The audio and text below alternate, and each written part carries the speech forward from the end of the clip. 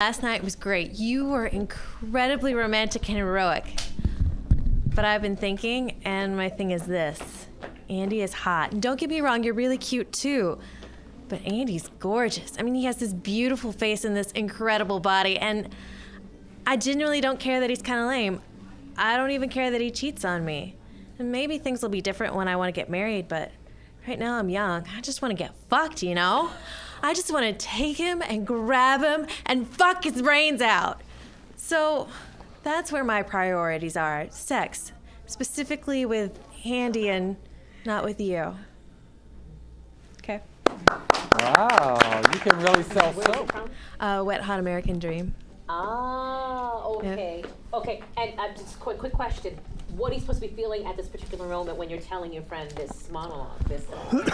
Well, are you like tense? Are you like ambivalent to tell her? Are you scared to tell her at first? Or what is it? It's a guy. I'm telling Coop.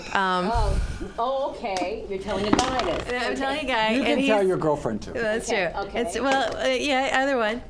But he's my best friend, and he's had a crush on my character.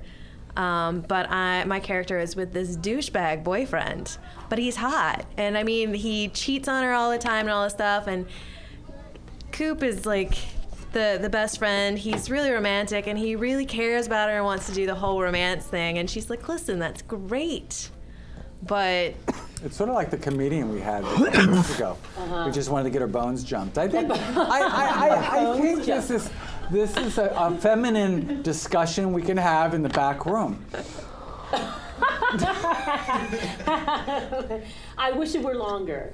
I'd Okay. say that. I All right. wish the monologue was longer. I was like, that's it? yeah. And it was like, Yeah, that's all right. No, this is at the end of summer camp, and Okay. it's outside, and the guy just kind of comes up and is like ready to be like in a relationship now because they did just have a romantic Now, evening. something to think about when you're doing this. Again, we're not on location, but you could be, it's a little chilly, you know, use your imagination with that. I like the hands that they were on your side and not in the way. Because I noticed when you talking to Marlene, your hands came in.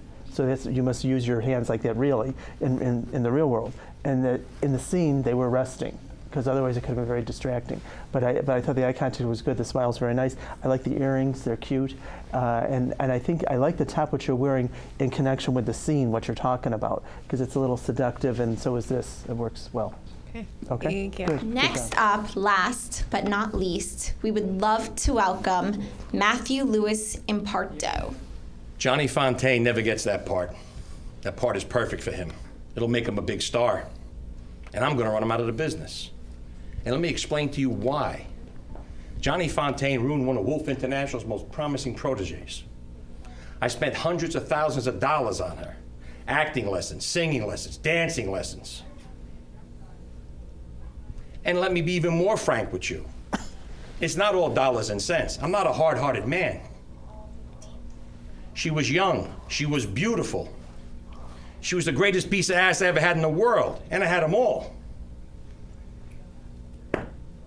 And what does she do? Johnny Fontaine comes along with his guinea charm and his olive oil voice, and she throws it all away just to make me look ridiculous.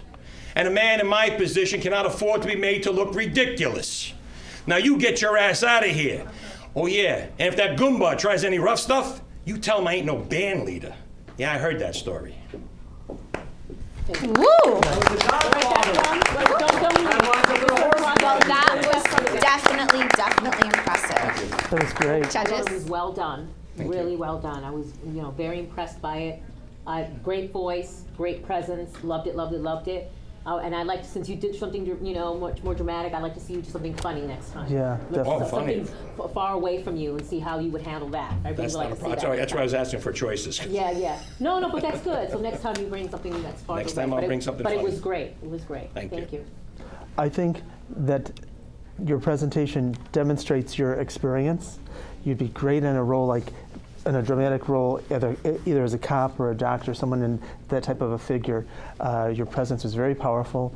You knew the script very well. The eye contact was good. I liked when you turned in the camera and looked, and you used Marlene here as well as part of the scene. It was credible, and I like how the jewelry came into play towards the end of the scene there. That was perfect. And I would love, if we have time today, to see something comical with you. I know you have an excellent delivery with that, and I think that that's what a good performer is, being versatile, to do funny, to do comedy, and to do something really dramatic and serious. Well, my comment is, and it's also to Suzette as well. I have to suggest that it's nice to downplay television because you're on this little rectangle, and you've basically got to deliver it. So, for everybody out there in the audience world, what you see on television, and then these actors are actually on the floor. So there's this mixture of what they have to do for live stage as well as for the camera. But when you're in television, it's only for the camera. And I know as a cameraman, yes, I'm a cameraman, that if you have somebody jumping around and doing all these things, it's not going to work on television. And so it's a whole different profession. It's the whole than the stage, or even film, because in cameras in television you'll have a luxury of a 2-camera, whereas in feature film you may have to shoot that scene almost 6 times from 3 different angles because you don't have the luxury of having a actual camera that can trolley around or do some or chuck around. So it's so I liked what I heard, but play up the medium that you're at, And I want to mention something about camera too. When I was in college, I ran camera for a TV station, and what you're talking about is true because there's also the depth of field that's lost too. Because by the time it's shot here and it goes to people's homes, there's a portion of it that's lost. Yeah, so it's cut off. Very good. And so with the young lady, how you moved, that was great because that wouldn't have been jumping around. But I thought you were dynamite. It shows a lot of years of experience. Thank you. Strong And presence. I think, exactly, and I think that to stay with it. And now whoever wins, remember, you get a mini psychic reading at the end too. So Well, thank you very much. Thank you very much. Thank you, Mr. Thank you very much. Imparato. I think you should work with the Bronx Botanical. Call and place your vote right now because your vote is what counts. Judges, please discuss who you think the winner should be. Once again, 212-757-1393. Judges, have you come to your decision? Yes. So let's give it a Come on, everybody. Yeah. It's the end of the night. The winner is Imparato. The winner is Imparato. Ooh, you got the stuff that you want. You got the stuff that you need.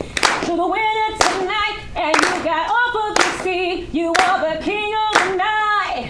King of the night. Oh yeah. Oh yeah. Oh yeah. Yeah.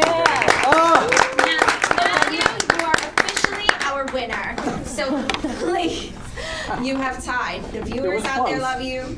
So please choose anybody you like from the audience, as long as they're willing to come up, and you can do an improv scene with them. For those of you out there, and as you're thinking, I'll talk.